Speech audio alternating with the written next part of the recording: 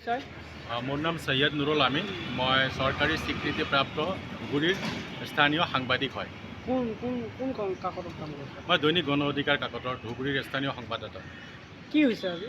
আচলতে আজি আমি 5জনীয়া দল এটিয়ে জিলা প্ৰাথমিক শিক্ষা বিষয়া ৰাতুল কুমাৰ দাস ছাৰক লগ কৰাৰ কাৰণে আমি গৈছিলোঁ বাতৰি সংক্ৰান্তত। তো প্ৰথমতে মই যোৱাৰ আগত তেখেতৰ নাম্বাৰটো মোৰ তাত নাছিল।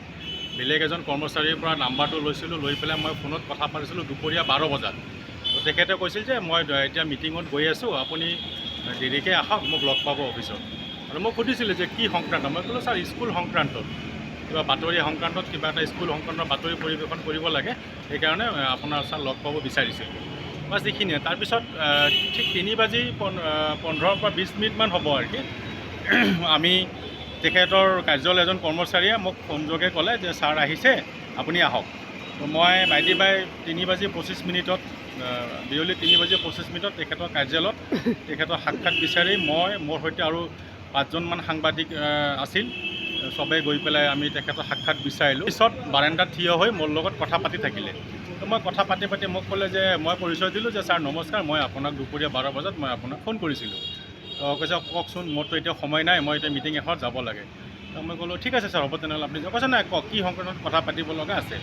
মই ক'লোঁ যে সংক্ৰান্ত মানে বাতৰি সংক্ৰান্তত আমি লগ পাব বিচাৰিছিলোঁ যে বালাজানৰ এইখিনিত কিবা আছামতাৰী কিবা নাম এটা LP স্কুল এখন আছে, সেইখিনিৰ সম্পৰ্কে মই আপোনাৰ লগত কথা পাতিব বিচাৰিছিলোঁ।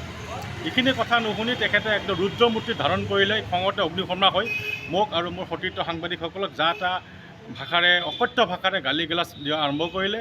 আকৌ মোক প্ৰাণনাশৰ সতীৰ্থসকলৰ প্ৰাণনাশৰ ভাবুকি প্ৰদান তেখেতে কৰিলে।